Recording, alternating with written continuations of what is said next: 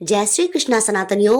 आज फाल्गुन मास के शुक्ल पक्ष की द्वादशी तिथि है और आज आमल की एकादशी व्रत का पारण भी किया जाएगा। यानी जिन भक्तों ने 10 मार्च सोमवार को आमल की एकादशी का व्रत रखा था, आज वे अपना व्रत खोलेंगे।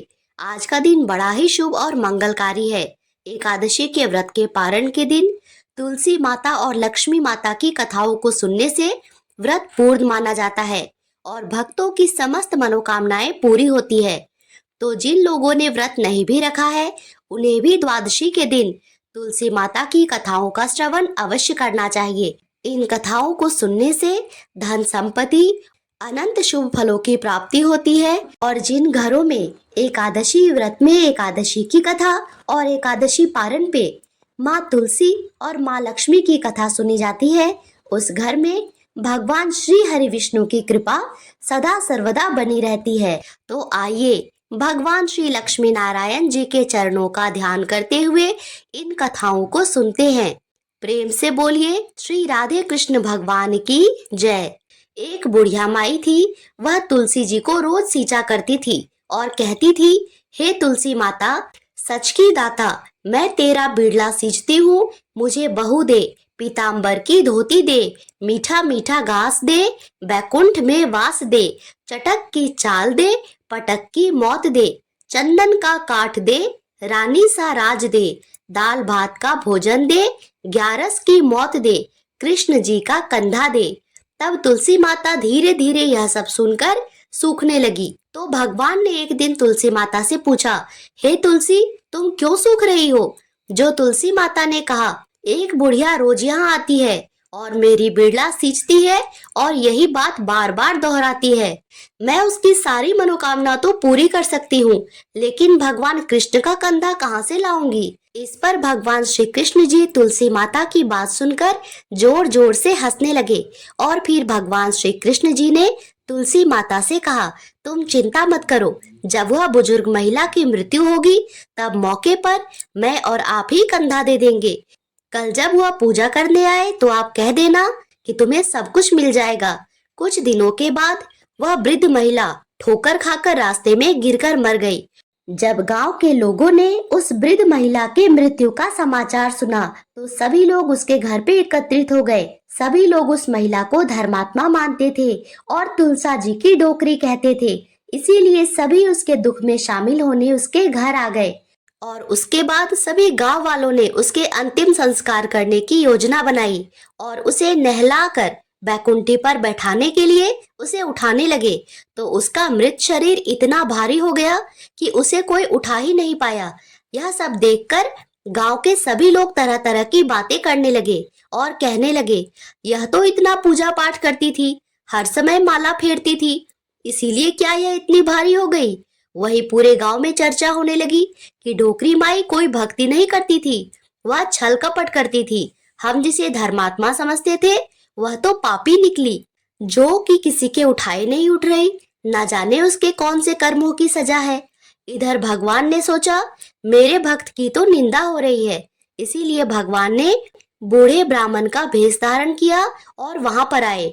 और वहां पर जितने भी लोग इकट्ठा थे उनसे पूछने लगे, यहाँ पर इतनी भीड़ क्यों लगी है? जिससे सारे लोग कहने लगे, यह डोकरी मर गई और इसका पाप इतना था कि किसी के उठाए नहीं उठ रही, सभी उठा उठा कर थक गए। तब ब्राह्मण ने कहा, ठीक है, एक बार मुझे भी डोकरी के कान में कुछ कहने दो, फिर देखो कैसे उठती है। तो सभी लोगों ने कहा, ठीक है, आप भी प्रयास करके देख लीजिए। तब भगवान ने उस वृद्ध महिला के कानों में कहा, हे डोकरी माई, देखो मैं आ गया। और जो बुढ़िया रोज तुलसी माँ की पूजा करने के समय कहती थी, वही शब्द उसके कानों में कहने लगे, तू बिड़ला सींचे मेरा, मैं करूं निस्तारा तेरा। ढोकरी माई, बहू ले, बेटी ले, पोता ले, लड्डू ले, पीताम्बर की धोती ले, गहना ले, घी का घड़ा ले, मीठा मीठा खीर और पूरी ले, दाल भात का भोजन ले, धन दौलत ले, बेटा पोता का काम ले, तुलसी का पत्ता ले, मुंह में गंगा जल ले, ग्यारस को दिन ले और श्री कृष्ण जी का कंधा ले। इतना सुनते ही डोकरी हल्की हो गई और भगवान ने बोला, जाओ उसको उठाओ। भगवान ने भी हाथ लगाया और डोकरी उठ गई। सबको बड़ा ही आश्चर्य हुआ। फिर उसे खूब धूमधाम से ले जाया गया। भगवान उसे अपने कंधे पर ले गए। पूरे गांव में इसकी चर्चा होने लगी, जिससे उसको मुक्ति मिल गई और वह बैकुंठ चली गई। सभी लोग देखते रह गए। सभी लोगों ने देखा कि शमशान तक तो ब्राह्मण साथ ही आया था, लेकिन अब वह दिखाई नहीं दे रहा है।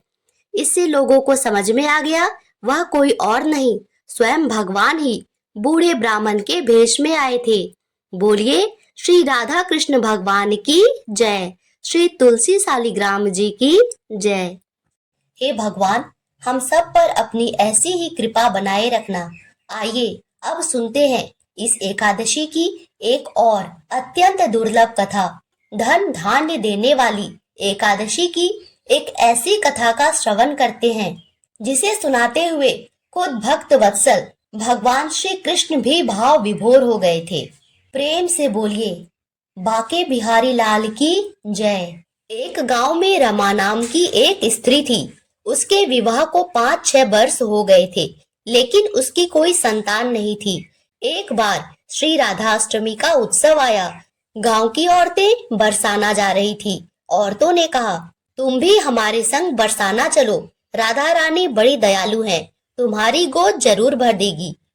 वह स्त्री कई महीनों से घर से बाहर भी नहीं निकली थी, इसीलिए उसके पति और सास ने उसे जाने की आज्ञा दे दी। और फिर क्या था, उसने मन में ठान लिया कि राधा रानी मेरी गोद जरूर भरेगी। जिस दिन उसे जाना था, उसी दिन उसके पैर में चोट लग गई। ठीक से चला भी नहीं जा पा रहा था। फिर भी वह स्त्रियों के संग यात्रा पर चली गई और सारे रास्ते राधे कृष्ण जाप करती रही, कीर्तन करती रही और बरसाना पहुंचकर नहा धोकर राधा जी के मंदिर में जाने के लिए तैयार हुई। जब राधा रानी के महल में जाते हैं तो ऊपर बहुत सी सीढ़ियां चढ़नी पड़ती है। जैसे सीढ़ियां चढ़नी पड़ी, तब वह स्त्रियों से बोली कि तुम लोग आगे आगे चलो, मैं धीरे धीरे सीढ़ियों से आ रही हूँ, क्योंकि मेरे पैर में चोट लगी है तो मुझसे जल्दी जल्दी चला भी नहीं जा रहा है। 2-4 सीढ़ियां चढ़ने के बाद उसका पैर मुड़ गया और वह नीचे गिरने लगी। तभी एक 7-8 साल की कन्या ने उसका हाथ पकड़ लिया। रमा बोली, बेटी, अगर आज तुम ना होती तो मैं नीचे गिर गई होती। तो वह कन्या बोली, माता, मैं कैसे तुम्हें गिरने देती। रमा ने पूछा, बेटी तुम्हारा क्या नाम है। वह बोली, लाडो। लाडो नाम है मेरा, यहीं पास में रहती हूँ। वे दोनों सीढ़ियों पर बैठ गई। लाडो कहने लगी, माता मेरे लिए क्या लाई हो। बिना जान पहचान के लाडो ऐसी बात कर रही थी। फिर रमा ने कहा, लाडो मैं कल तुम्हारे लिए कुछ न कुछ लेकर अवश्य आऊंगी, तुम्हें क्या पसंद है। तब लाडो कहने लगी, मुझे नथनी, गले का हार, कान के कुंडल, चूड़ियां, मेहंदी, घाघरा चोली, यह सब चीजें बहुत पसंद है, कुछ भी ले आना। इतना कहकर वह बालिका भाग गई। जैसे तैसे रमा भी मंदिर में दर्शन करके लौट आई। फिर रमा उस बालिका के बारे में सोचने लगी और बाजार में उसने गले का हार, चूड़ियां इत्यादि उसके लिए खरीदा और वही सीढ़ियों के पास पहुंचकर लाडो का इंतजार करने लगी। कुछ देर में उसे लाडो मिली और उसने उसे चूड़ियां, गले का हार, जो भी उसके लिए खरीदा था, उसे दे दिया। लाडो बोली, बस इतना ही, और चीजें नहीं लाई। वह मुंह फुलाकर बैठ गई। तब रमा बोली, अभी मैं 8 दिन यहीं पर हूँ, रोज तुम्हारे लिए कुछ न कुछ लाया करूंगी। यह सुनकर लाडो उसकी गोद में बैठ गई और गले से लग गई। रमा तो रोने लगी, जैसे उसे एक संतान ही मिल गई हो। खूब प्यार से उसके सिर पर हाथ फेरा और फिर ऐसे ही कुछ देर के बाद वह लाडो फिर चली गई। रमा ने मंदिर से आकर लाडो के लिए घाघरा और चोली बनवाए। ऐसे ही रोज कुछ न कुछ वह उसे देती। एक दिन रमा कहती है, अब यह सारी चीजें मुझे पहनकर दिखाओ। लाडो बोली, कल राधा अष्टमी है, मैं कल इसे पहनूंगी। इस बार लाडो के साथ एक लड़का भी था। उसे देखकर रमा ने कहा, आज पता नहीं मेरे मन में क्या आया, मैंने एक धोती और मोर वाला मुकुट भी ले लिया है, क्या मैं इसे दे दूं? लाडो बोली, यह कन्वा है, मेरे साथ ही रहता है, तुम इसे दे दो। ऐसा कहकर वे दोनों सामान लेकर चले गए। अगले दिन राधा अष्टमी थी। जब रमा सीढ़ियों पर गई, उसे वहां आज कोई नहीं मिला, ना वह लाडो ना लड़का।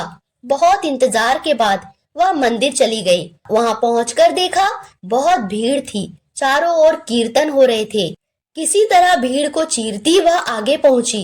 वहां जाकर राधा जी को देखा और ठाकुर जी को देखा। तो रमा ने जो जो चीजें लाडो को दी थी वही सारा सामान राधा कृष्ण जी पहने हुए थे।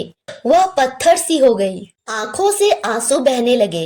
यह बात समझते देर नहीं लगी कि वह लाडो राधा जी और वह कनुआ कृष्ण जी ही थे। स्वयं जगत के पालनहार उसके पास आए थे। राधा जी उसकी गोद में बैठी थी और उसे मातृ सुख प्रदान की थी। वह तो जैसे बावरी ही हो गई। दिन रात लाडो लाडो कहती रहती, पुकारती रहती, यहाँ वहां भागती फिरती और स्त्रियों से बोली, तुम लोग घर जाओ, मैं नहीं आऊंगी। उसकी सास और पति भी उसे लेने आए पर वह साथ नहीं गई। अब तो प्रतिदिन सीढ़ियों पर बैठे बैठे अपने आंसुओं से सीढ़ियों को धोती, पलकों से बुहारती।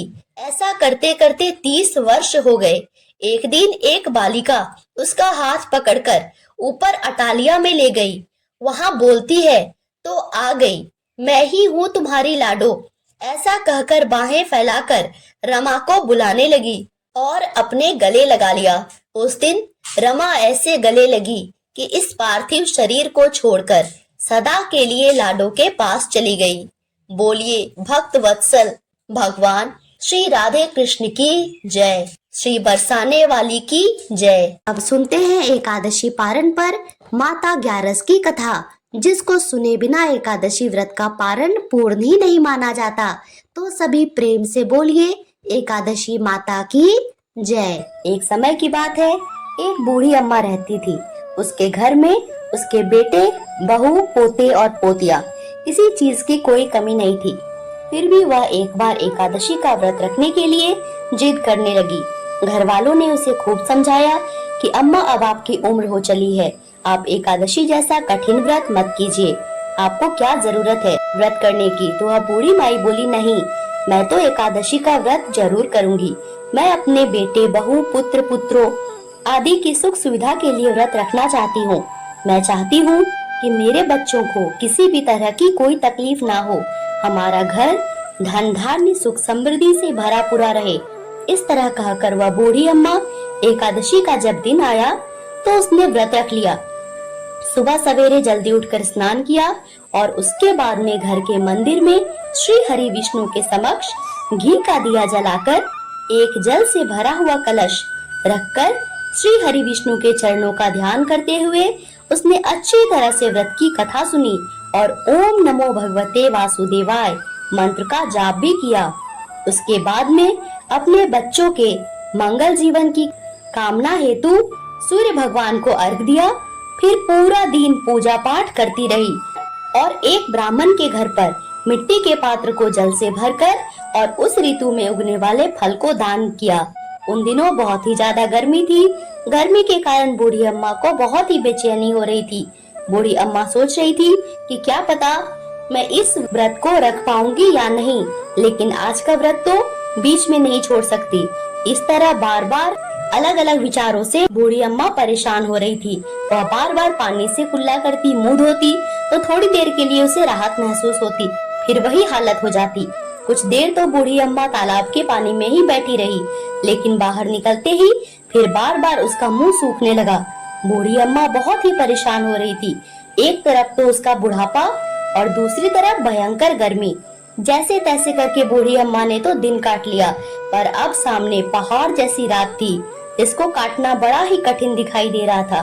खाट पर पड़ी बूढ़ी माई बार बार करवट बदल रही थी। कभी खड़ी होती, बाहर जाती, कभी अंदर आती, कभी उठती, कभी बैठती। कहीं पर भी उसे शांति महसूस नहीं हो रही थी।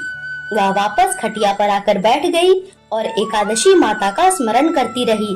कहने लगी, हे माता, आप तो आज मेरी लाज रख लीजिए, मुझे इतनी शक्ति दीजिए जिससे मैं भली भांति आपका व्रत पूर्ण कर पाऊं और यह पहाड़ सी रात शांति पूर्वक बीत जाए। प्यास के कारण बूढ़ी माँ की बेचैनी बहुत ही बढ़ रही थी।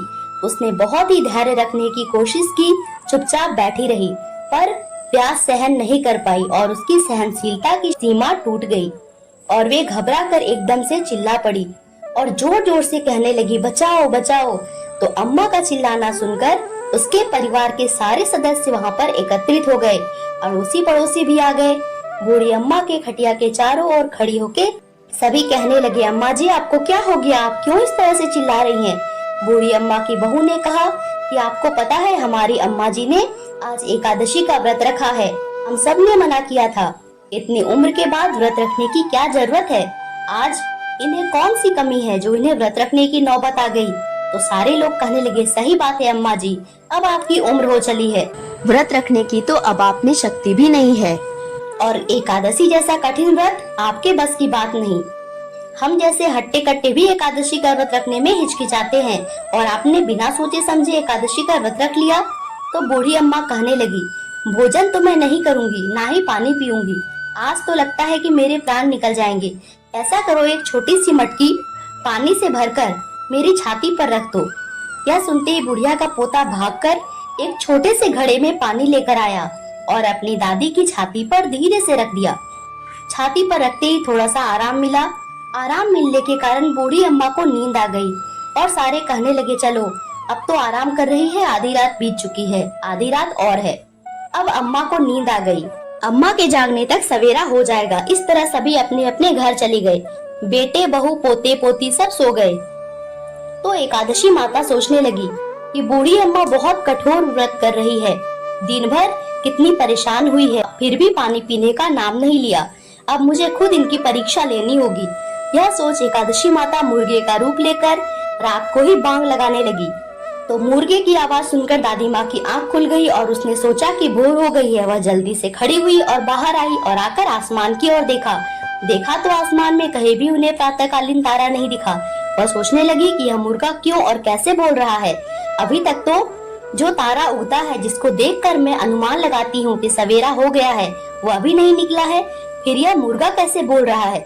यह सोचते सोचते बूढ़ी अम्मा को फिर से जोरों की प्यास लग गई। अब उनका मन विचलित होने लगा, लेकिन उन्होंने निश्चय कर रखा था कि व्रत को तो मैं पूरा करके ही छोड़ूंगी, भले ही मेरे प्राण क्यों ना निकल जाए। यह सोचकर वह बुढ़िया फिर से जाकर खटिया पर लेट गई और एकादशी माता को याद करती रही। तो एकादशी माता ने एक बार फिर उसकी परीक्षा लेनी चाही। इस बार माता रानी एक छोटी सी बालिका का रूप धारण करके एक ग्लास में शरबत लेकर उस बूढ़ी माता के सिराने आके खड़ी हो गई और जोर से बोली कि दादी सवेरा हो गया है, आप हाथ मुंह धोकर शरबत पी लीजिए। तो उस बच्चे की आवाज सुनकर बूढ़ी माता ने आँख खोला तो देखा उसके सिर के सामने एक छोटी सी बच्ची शरबत का ग्लास लेकर खड़ी है। जो इतना अच्छा शरबत देखकर बूढ़ी अम्मा का मन ही ललचाने लगा, लेकिन तभी उन्हें अचानक से याद आया कि आज तो मेरा एकादशी का व्रत है, मैं इस तरह से शरबत नहीं पी सकती। यह सोचकर उन्होंने फिर से अपनी आंखें बंद कर ली और थोड़ी ही देर में उन्हें ऐसा लगने लगा जैसे उन्हें किसी ने कुएं में पटक दिया है। वे बड़ी देर तक उस कुएं में हाथ पांव चला रही है और मुंह को जोर से भींचकर बंद कर रखा था, कहीं पानी की बूंद मुंह में ना चली जाए। इस तरह से वे अपनी दृढ़ता पूर्वक व्रत का पालन करती रही। थोड़ी देर में अचानक से अम्मा को लगा जैसे सामने आग जल गई हो, जिससे भारी गर्मी हो रही हो, प्यास के कारण प्राण निकल रहे हैं, लेकिन बूढ़ी अम्मा ने फिर भी पानी नहीं पिया। वह चुपचाप बैठी रही। थोड़ी ही देर में बूढ़ी अम्मा ने देखा कि बाहर प्रकाश दिखाई दे रहा है, ऐसा लग रहा है जैसे सवेरा हो गया। अम्मा ने फिर से बाहर निकलकर देखा तो अम्मा को समझ में आ गया कि सवेरा होने में अभी थोड़ी देर है। यह जानकर वह शांति पूर्वक इधर उधर घूमने लगी। तरह तरह से परीक्षा लेकर एकादशी माता को भी पता चल चुका था कि वह बूढ़ी अम्मा किसी प्रकार से अपने व्रत को नहीं तोड़ेगी। तो ग्यारस माता ने प्रसन्न होकर बूढ़ी अम्मा को आशीर्वाद दिया, जिसकी वजह से अम्मा के बचे हुए 2 घंटे बड़े ही सरलता पूर्वक निकल गए और फिर सवेरा हो गया। सवेरा होते ही बूढ़ी अम्मा ने स्नान किया और भगवान विष्णु की पूजा पाठ की और एकादशी माता की पारण की कथा सुनी और कथा सुनने के बाद ब्राह्मणों को दक्षिणा देकर भोजन कराया और उसके बाद में श्री हरि विष्णु और एकादशी माता से व्रत में हुई भूल चूक के लिए माफी मांगी। उसके बाद जाके जल ग्रहण किया, फिर अपने व्रत का पारण किया। तो अम्मा को एकादशी माता के उस श्रेष्ठ व्रत का इतना पुण्य फल प्राप्त हुआ कि बूढ़ी अम्मा की आयु में तो वृद्धि हो ही गई, उनका सारा परिवार भी खुशहाल हो गया। अब कोई अभाव नहीं था, धन धान्य से परिपूर्ण घर हर तरह के सुख सुविधाओं से संपन्न हो गया। फिर भी इस लोक के सारे सुखों का भोग करती हुई अंत में विष्णु धाम को गई। एकादशी माता, जैसा फल आपने बूढ़ी माता को दिया वैसा सबको देना। जो भी इस व्रत को करता है, आपकी यह कथा सुनता है, उसकी समस्त मनोकामना पूर्ण करना। जैसे एकादशी माता ने बूढ़ी माता और उसके परिवार को हरा भरा सुखी संपन्न किया, ऐसे ही एकादशी माता हम सभी की मनोकामना को पूर्ण करे। बोलिए एकादशी माता की जय। श्री तुलसी शालिग्राम की जय।